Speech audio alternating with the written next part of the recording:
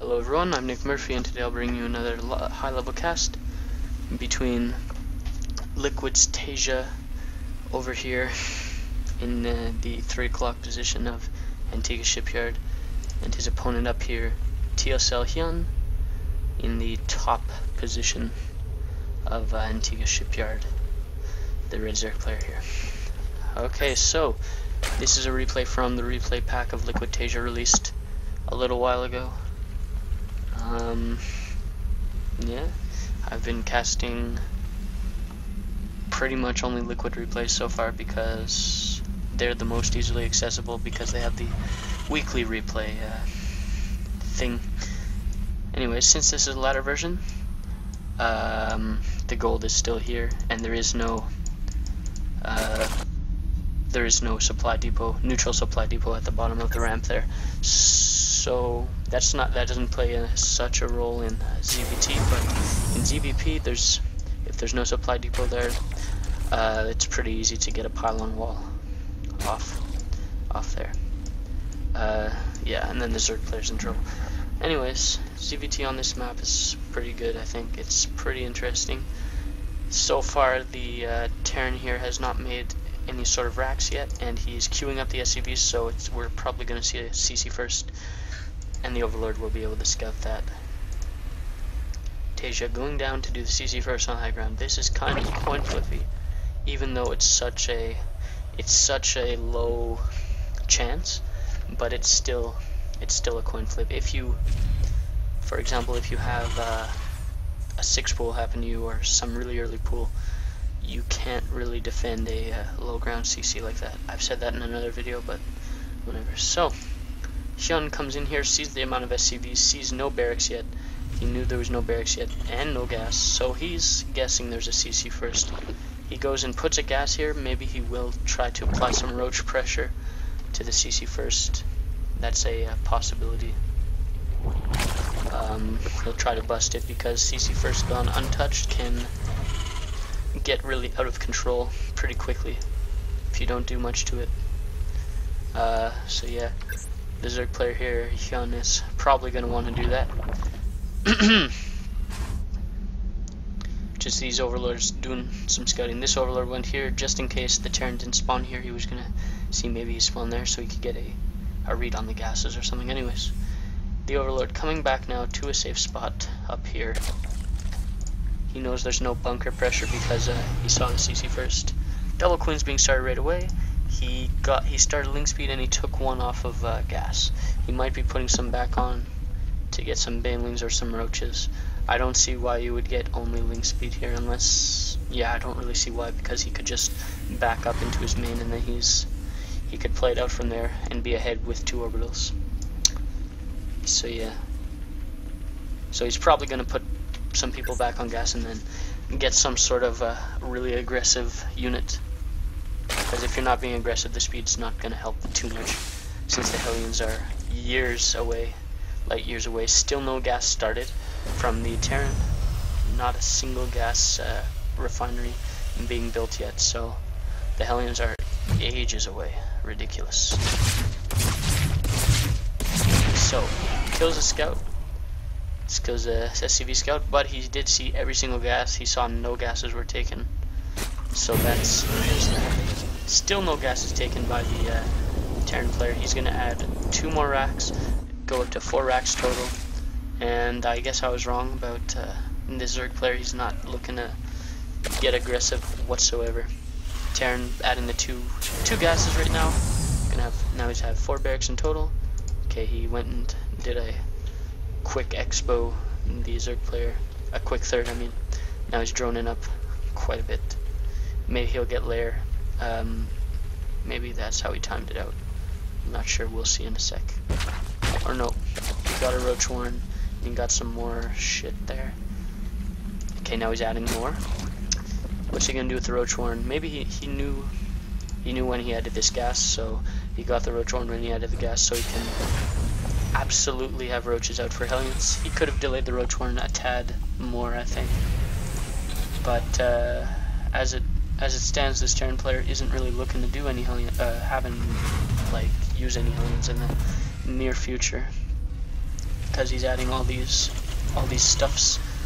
He pretty much just got the gas for upgrades, and he's probably gonna get combat shield as well here as soon as the gas permits. He's probably gonna go for a mass marine stim combat timing, and that's really powerful. I think they're gonna finish at about the same time. Combat shield will finish a tad earlier. But technically, the Zerg player doesn't really have too much going on right now. He should probably have more drones by now. Oh, but he made 8 roaches. 8 roaches, not gonna do too much versus this. I'm not entirely sure. I mean, this is a Korean thing, so maybe I just don't understand how the Korean thinks. Like, I don't know. I can't really see the logic behind either of these players. So while this player, maybe because I see he's trying to go for some mass marine stim combat shield timing, but the Zerg player, I can't really tell the logic behind his play here. Yeah, I really don't know what the Zerg player's thinking here, but I'm not gonna say it's bad right now, because I guess Koreans have like just a really different play style than the rest of the world. I don't know, it's confusing. It's really confusing. There's a macro hatch going down, not too bad. Now he has a good number of drones. He is indeed ahead of the Terran player at the moment.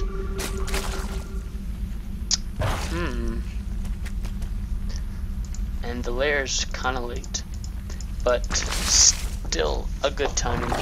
The Terran player did not see when the layer finished, so he couldn't tell whether it was just finished morphing, or just started morphing, or if he was halfway done, or whatever, because he just saw it in production. Terran player going to be taking a third, and now with 3 orbitals, he is skyrocketing ahead of the Zerg player in that regard. He has just as much, nearly as much drones as the Zerg player, and he has 3 orbitals, which is 3 mules. I don't know. This just seems like pretty weird. Unconventional play from the Zerg player, and it doesn't seem to be working very well right now. No offense, of course. Adding 2 more barracks. Just add tons of barracks here. Just gonna get absolutely ridiculous numbers of marines and medevacs. He didn't even use the factory, he just built the factory so he could tech up to that. And he's actually ahead in worker count now. He has this guy adding 2 things. 2 macro hatches. Not looking good for the Zerg player, not at all. These armies, the Zerg player could kill this army. Well, the Terran player doesn't technically have any upgrades, but the double upgrades are just about to finish. The plus one is just about to finish. I wouldn't really break those rocks if I were Terran, because that actually gives the Zerg a chance to surround you, flank you from sides. And like I said, this push was killed, but oh, and he almost killed his own thing there. This push is killed, but the Terran is absolutely ridiculously far ahead. He's actually way oversaturated here. He should probably move some over. Now he's going into that marine tank standard to play. He's moving out of mass marine into marine tank. This is a weird play by both players, so I guess the Zerg player might be able to take the game here. Does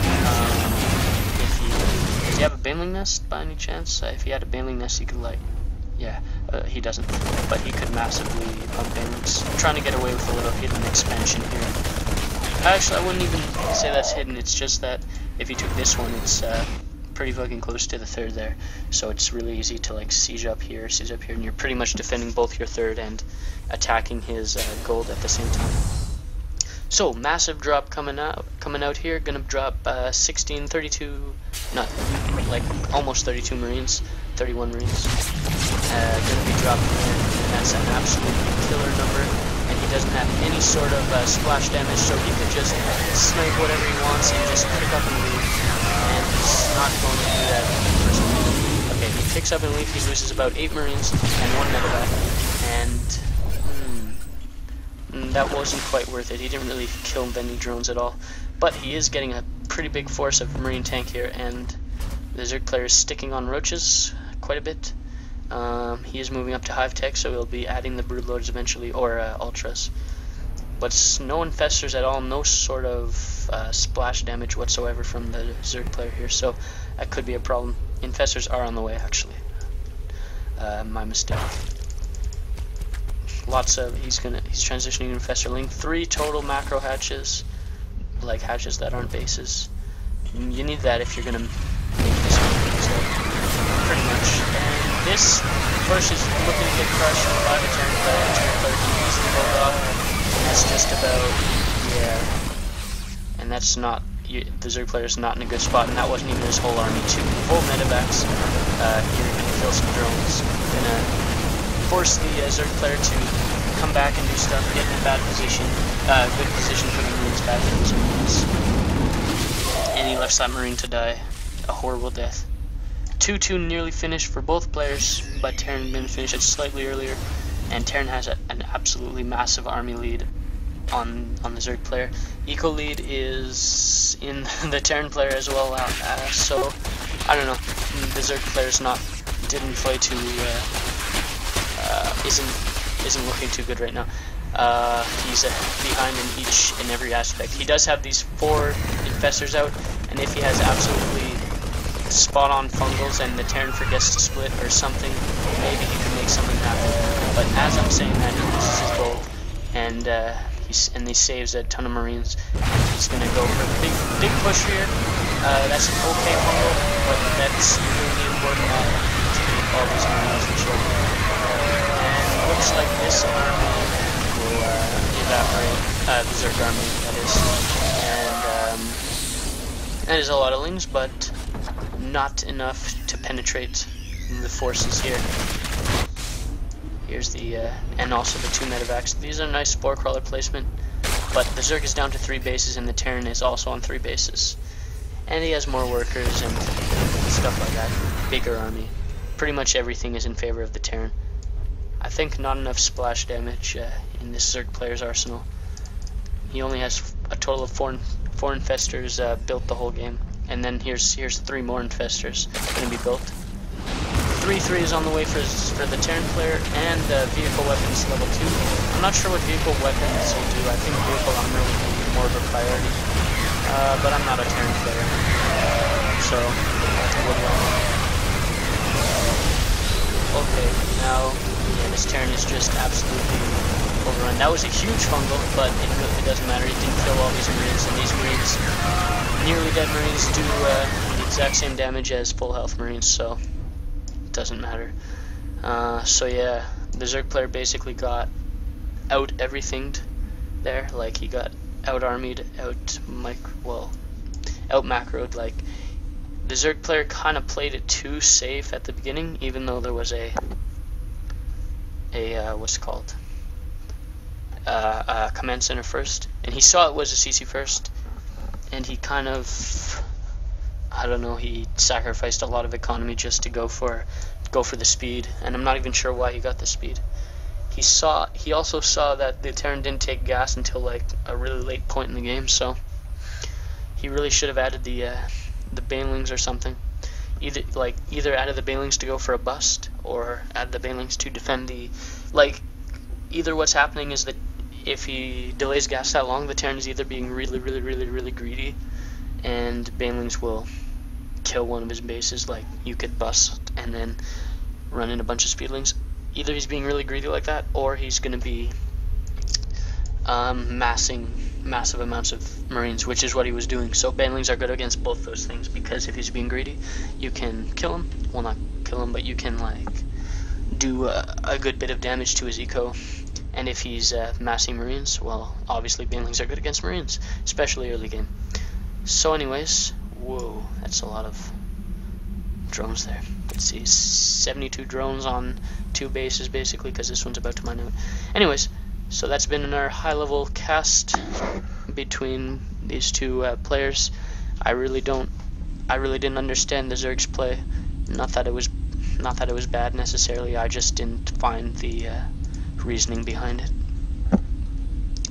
So anyway, if you like the cast, like the video, bullshit like that. If you have any questions about the video or about Zerg or Starcraft 2 strategy in general, please leave it in the comments below. Did I say like? I mean, if you have a question, whatever.